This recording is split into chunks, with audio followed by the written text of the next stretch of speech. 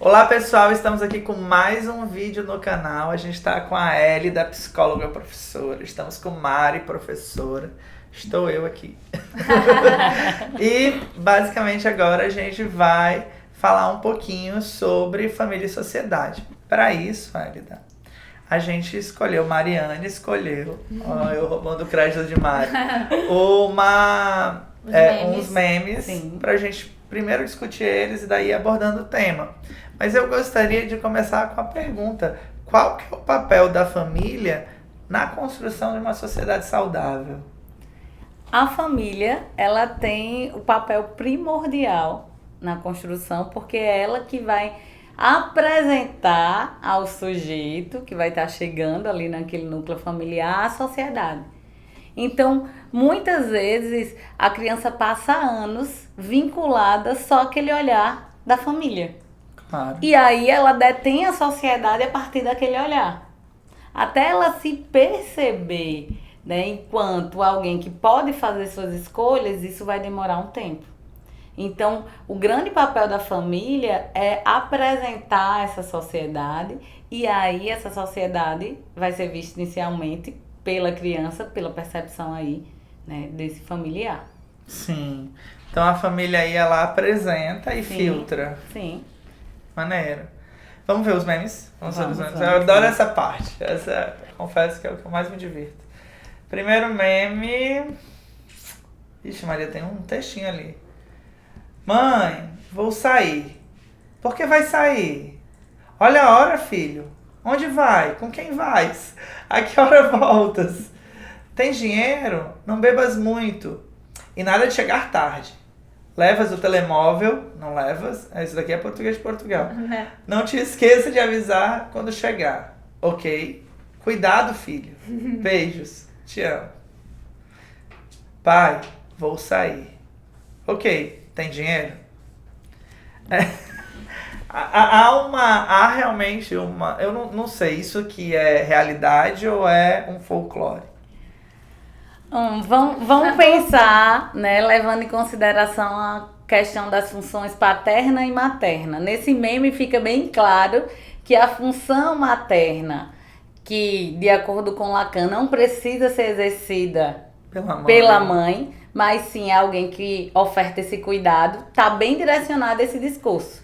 O discurso da mãe é um discurso mais extenso, é um discurso de cuidado, é um discurso de muitas perguntas, por se preocupar onde a pessoa vai estar, se vai ter dinheiro, que horas vai chegar, como é que vai se fazer para ir, para voltar. Enquanto, né, o discurso do pai é um discurso que vai estar mais ligado à questão da norma, do limite, e nesse meme traz só a questão da preocupação se a pessoa vai ter o dinheiro. Como por ele ser o mantetor. Por ele ser uma...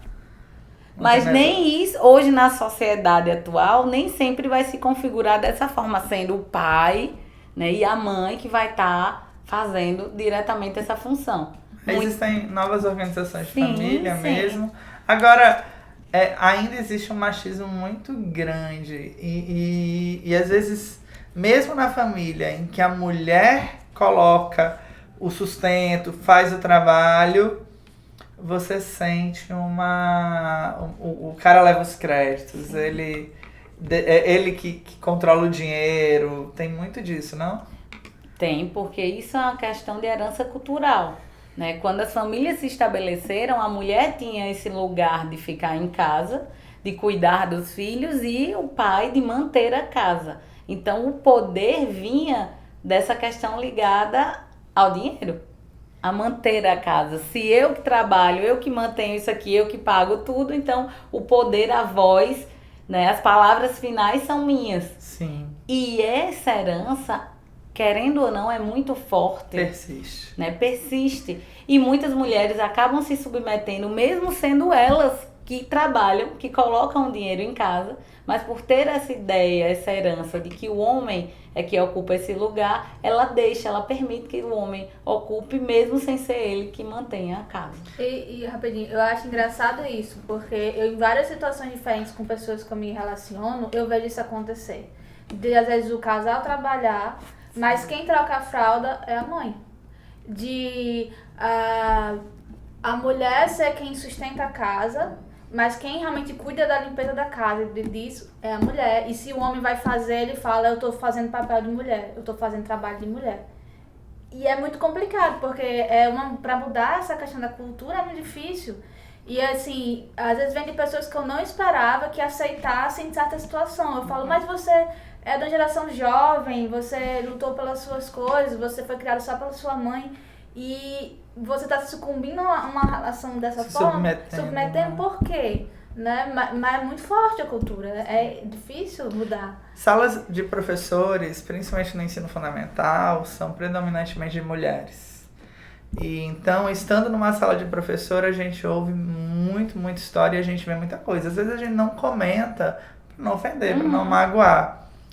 Mas um padrão, principalmente no interior, nas escolas de interior que eu trabalhei, eram as mulheres professoras formadas que trabalham, que dão a qualidade de vida, que compram um carro, que compram a casa. E o cara que vai no churrasco, que não trabalha, que não tem repertório intelectual. Ah, mas eu fiz, mas eu faço, mas eu resolvo, mas quando eu montei... claro que é uma escolha do casal, tá? Sim. Mas é uma escolha que eu acho que está muito presa a o que é imposto.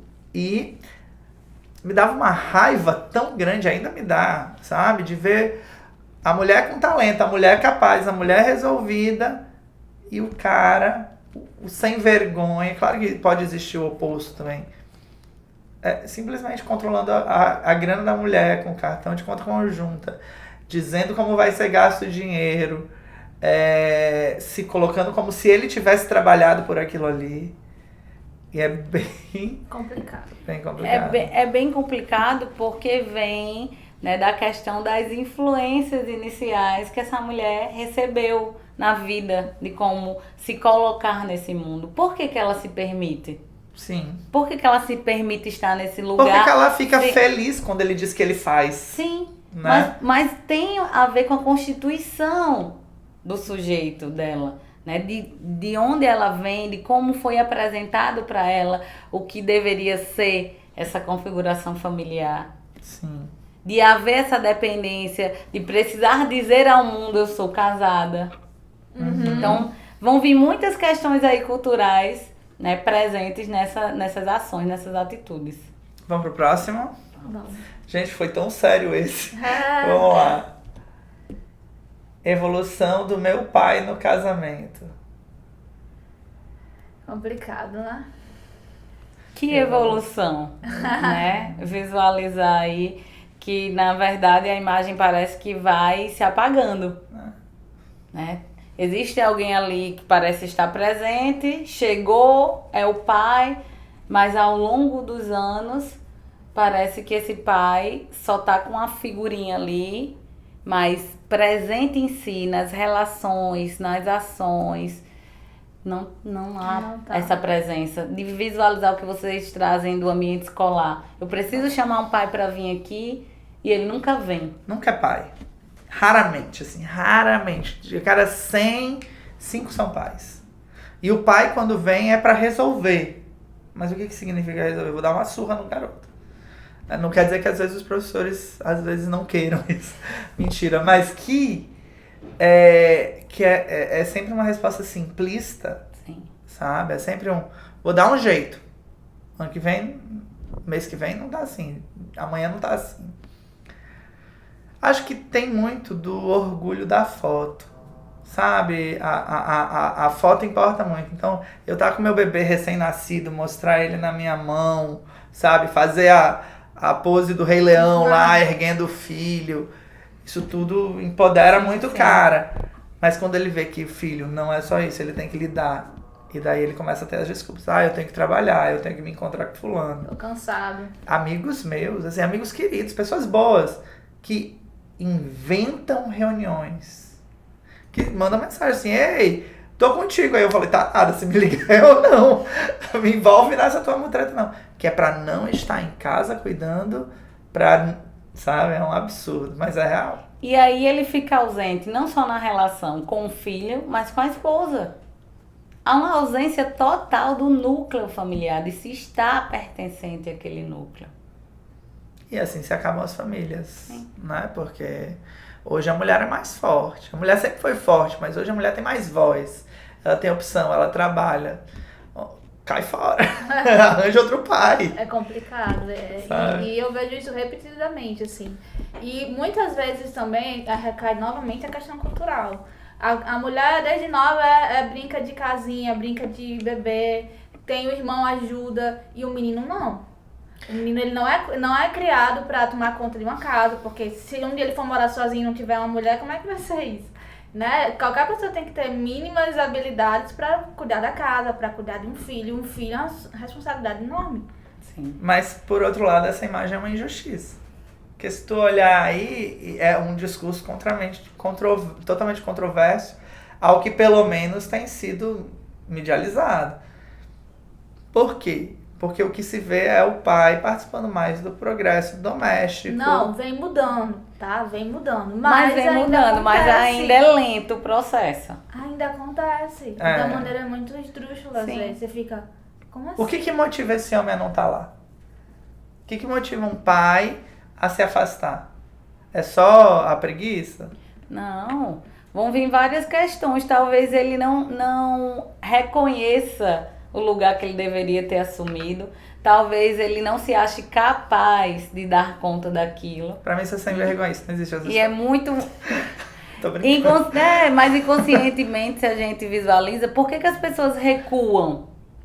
Vamos pegar de uma forma, por que as pessoas Pra recuam? você manter em conforto. E é isso que acontece. Eu não quero sair da minha zona de conforto.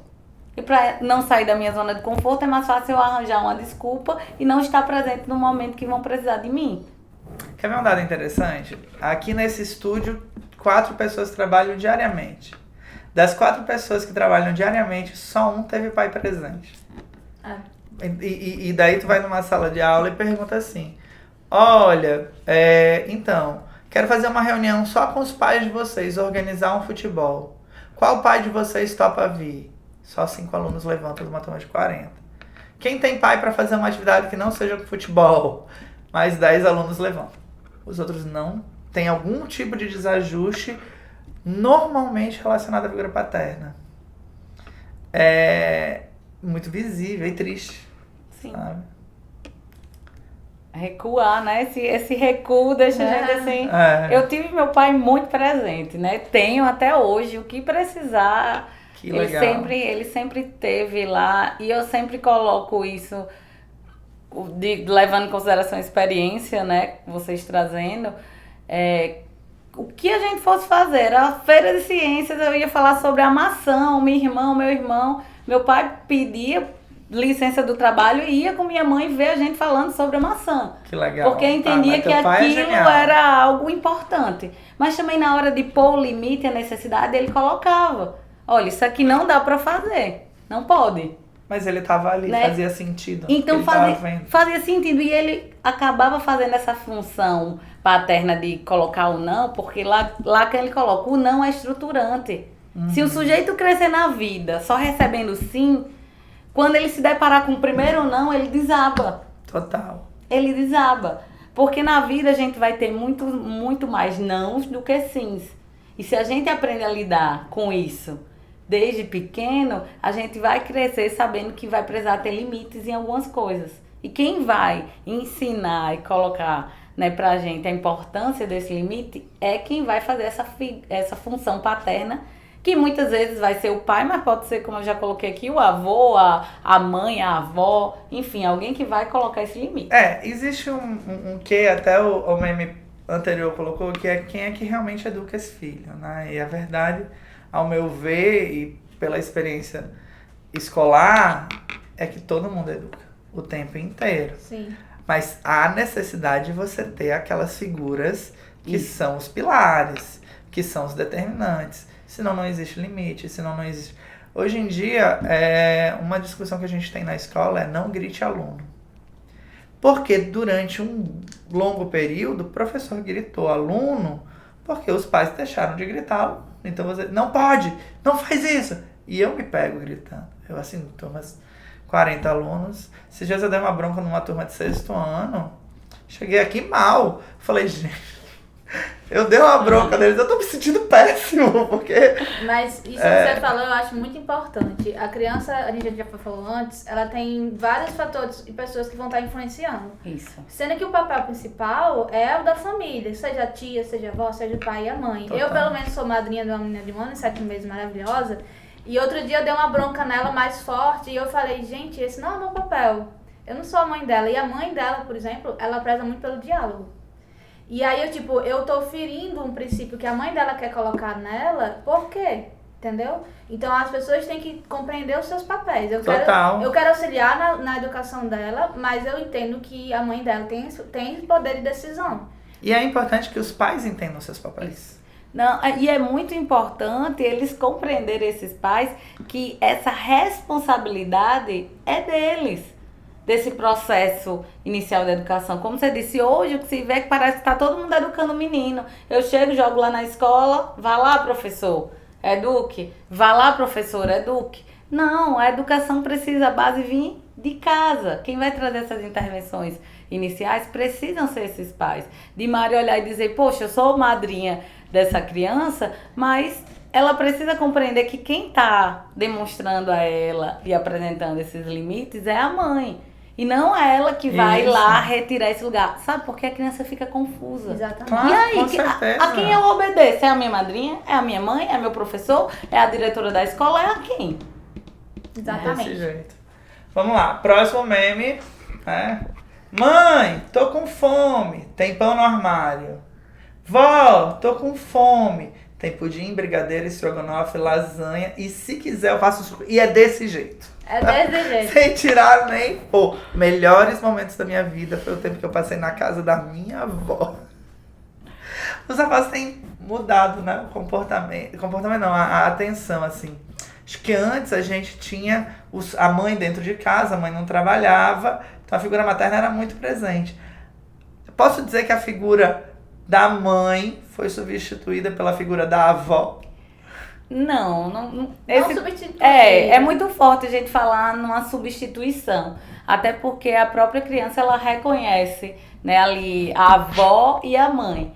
Mas aí vem a coisa, quando a gente olha esse meme, a mãe se colocar nesse lugar de ofertar uma autonomia para o sujeito, de mostrar que ele pode ter capacidade de ir lá e pegar o pão, de colocar ali um limite e falar, poxa, você não pode compreender que eu vou estar aqui para fazer tudo e você não vai se movimentar para isso. E aí chega a figura da avó, né, que vem talvez com esse afeto maior e tira de si a responsabilidade que ela tinha quando ela era mãe.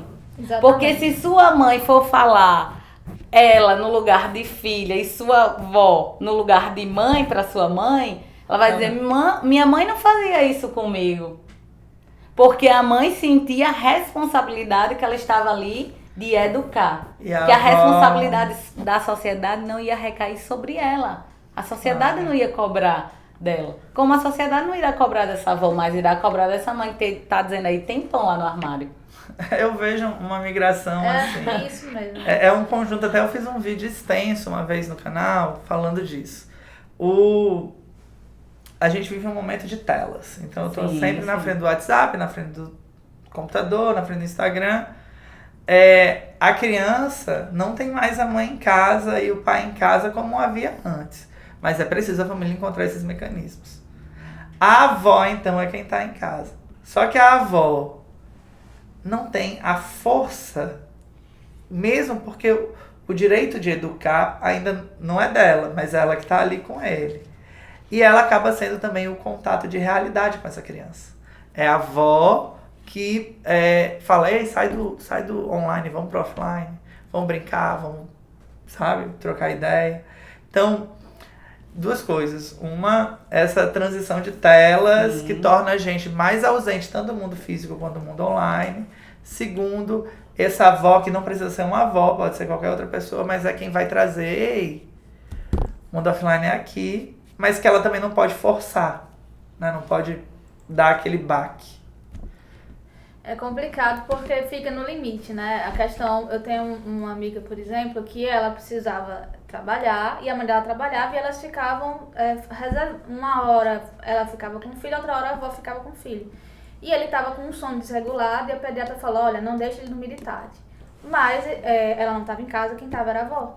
E a avó não conseguia fazer isso, para ela era um crime, não dava certo. Chegou uma hora que a amiga falou assim, olha, quem tá em casa é a minha mãe. Por mais que eu tenha essa vontade, é ela que tá com meu filho. Eu não posso obrigar ela, minha mãe, a agir do jeito que eu quero. Então, às vezes, essas situações que você falou, tem que se chegar no consenso.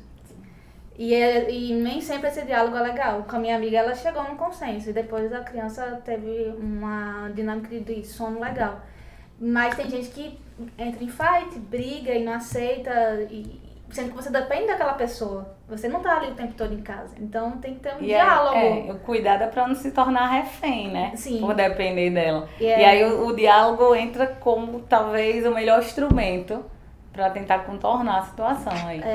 Tem que saber perceber que tá ruim e afastar também, é teu filho, né? Tu tem que, infelizmente, nem todo mundo tem condições. Essa é a questão. Essa é a posição. Vamos pro próximo meme. Quer fazer algum comentário? Não, já. Não? Foi. Não aceito o voto da minha mãe. Essa é a questão de Casa de família. você que saber lidar com a opinião do outro, né? A gente, como você falou, a nossa família apresenta o mundo pra gente. A gente cresce, toma nossas escolhas.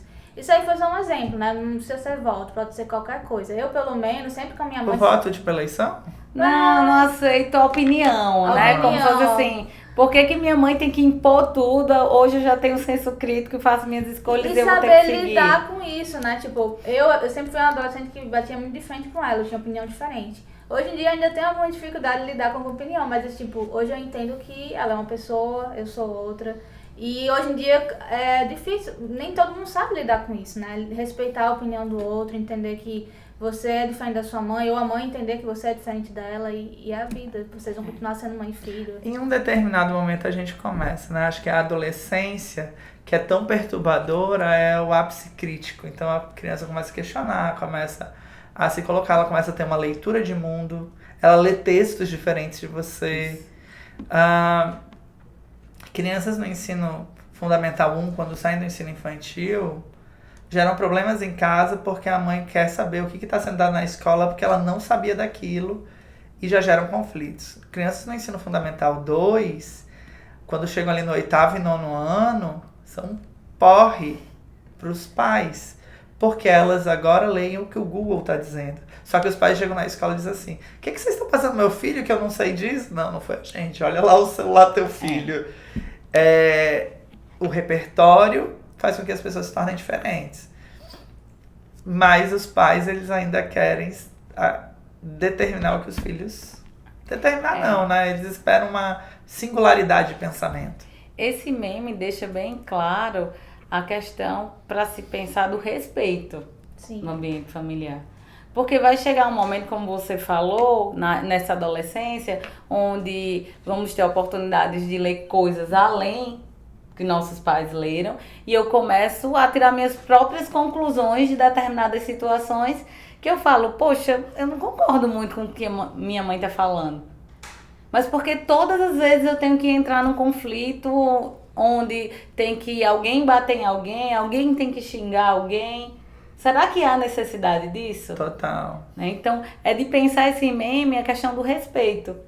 Eu vou precisar em algum momento, não é que eu vou aceitar, mas eu vou respeitar a opinião do outro. Só que eu não vou fazer o que você está me pedindo, porque eu não concordo. Mas eu respeito a sua opinião. As eleições estiveram aí para fazer as famílias passarem por esse processo, né? Nunca foi tão atual. Se a gente pensar, não é só as eleições, é tudo na vida que envolva escolha. Uhum. É tudo que envolva escolha. Porque no momento que você vai fazer um vestibular e sua mãe diz, mas eu investi tanto em você, por que você vai fazer para psicologia? Você tinha que ter feito para medicina. Mãe, eu fiz letras. Então, é esse tipo, tudo que envolva escolha vai gerar um debate.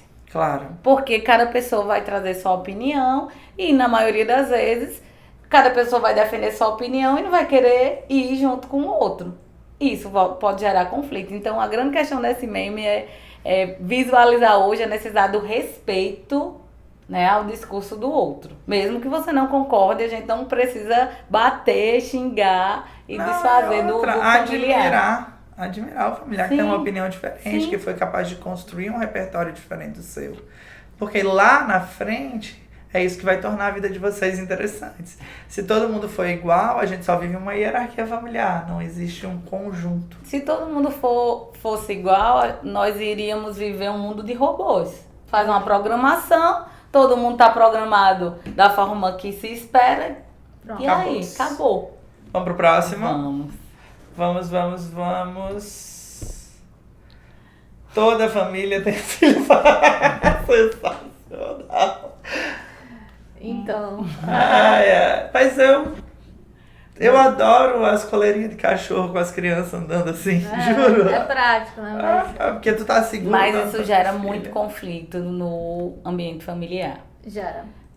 Por mais que a mãe apresente, né, o discurso de que não há um filho favorito, não, eu amo todos da mesma forma, eu criei do mesmo jeito, eu oferto tudo da mesma forma, sempre haverá algo que vai vincular, né, aquela mãe ou aquele pai mais a um dos filhos. Existe algo em você, alguma característica que faz com que sua mãe acabe tendo mais contato, espaço de conversa, de pedir ajuda a você do que a seu irmão.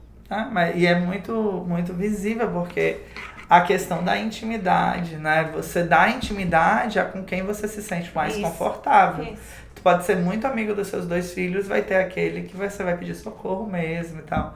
Lá em casa isso é muito explícito. Meu irmão é a pessoa que minha mãe recorre, sabe? Pra ela recorrer a mim, leva um tempinho. É porque o negócio tá lascado, precisa mesmo. Ele é aquela primeira pessoa. Por menos que ele seja acessível, entende? E eu tenho, às vezes, umas situações muito constrangedoras na escola.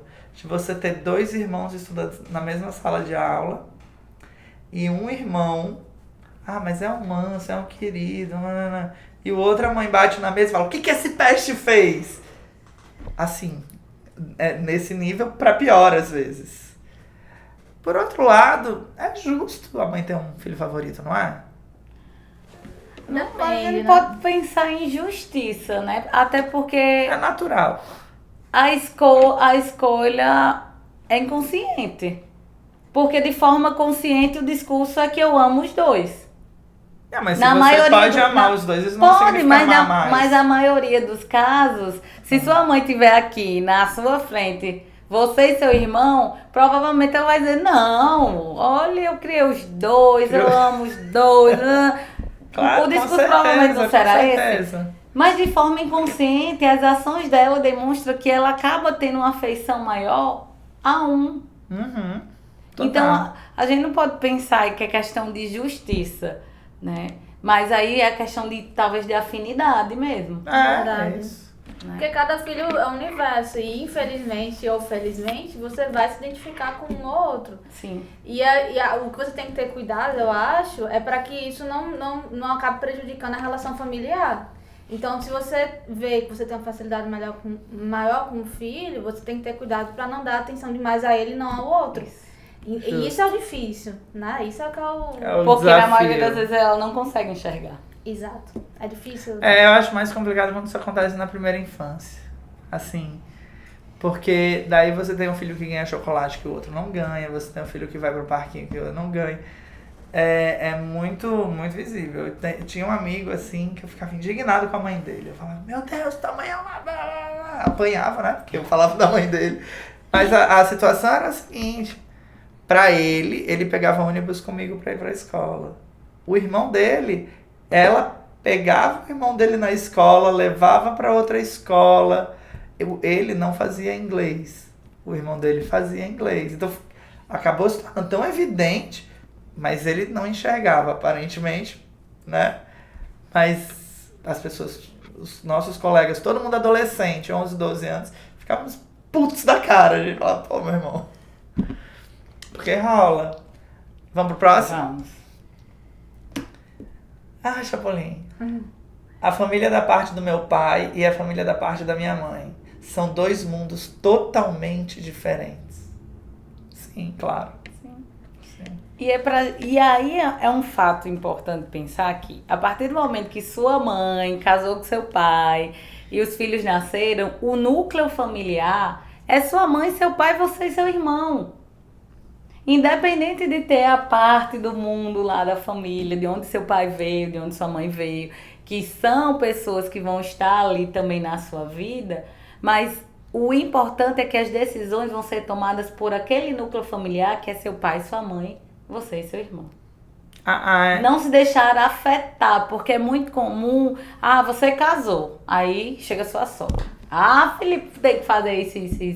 Aí chega depois, a sogra vai amar. Porque você tem que fazer isso. E aí fica os dois atados, porque o que sua sogra pediu foi uma coisa, o que a sogra dela pediu foi outra. E aí?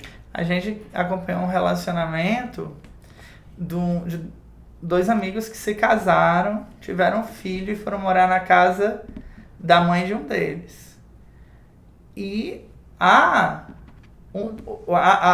que foi, né, que não era da casa, vive um verdadeiro inferno, um assédio moral constante, que quando conta a história, fica eu e a Aleja dizendo, mano, tem que sair de lá, você não pode ficar. Mas daí vai sair pra onde? Muitas vezes não tem condição e tal. Agora, eu acho que o que falta muitas vezes é você dizer assim, ei, é meu filho.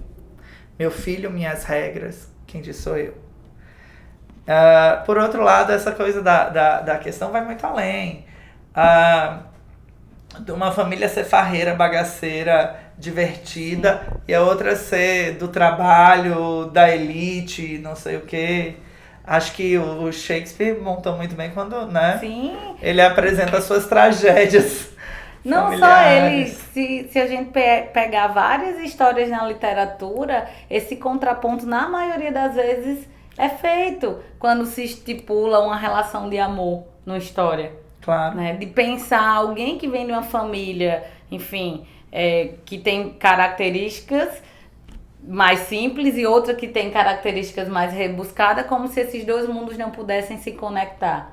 E existem duas pessoas que se conectam, independente dessas realidades dessa família, para constituir uma nova família. É complicado, tipo, por exemplo, no caso da minha família, a minha mãe, ela era evangélica, cristã.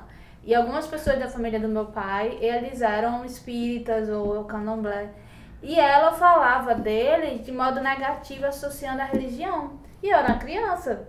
Então eu cresci muitas vezes associando esses costumes de modo negativo, porque ela era de uma religião, de uma cultura diferente. E eu acho que isso não é saudável para criança, entende? Porque você acaba, ou até vizinhos ou pessoas que tinham ideias diferentes dela. Não é legal pra criança, né? É complicado. As nossas famílias mesmo. Acho que o dia que a gente tiver um filho, ele vai viver, assim, um choque. A minha família tem, obviamente, muitos dos seus problemas, mas tipo, cada um na sua, muito pouco apegado à tradição, a tudo. E a família da Mari é evangélica, fechada, e existe uma diferença na religião que bate, nos costumes impostos por isso, que vai ter que ser trabalhado. Nos valores. Então, assim, para eu estar me relacionando com ele, eu tenho uma visão diferente. Uhum. E eu tive conflito com minha mãe em algum momento, hoje em dia é tranquilo. Mas, assim, quando a gente tiver um filho, a gente vai ter que introduzir ele nesses dois ambientes, entende? E dizer, meu filho, existem essas duas situações, tá tudo ok. Você decide o que você quer depois, entendeu? Até para não alienar a criança, né? Mostrando parecer existir só uma opção. Na verdade, existem várias opções, vários caminhos para ela compreender como funciona aí nesses ambientes. A gente acompanhou um casal nessa questão de religião, que eram casais cristãos, uma católica e um evangélico. E no discurso, recorrentemente imposto preconceito. Porque casou, sabe? Mas e com filho, e vão aprender a lidar, porque você aprende a lidar. Sim. É isso, terminamos esse quadro. Gostou dos memes? Sim. Foram legais. Então, gente, falamos de sociedade e família, falamos de um bocado das figuras, né? A mãe, o pai, os avós, esses que estão ao redor. Mas a gente vai falar muito mais. Então, vejam os nossos vídeos aqui no canal. Tchau. Tchau.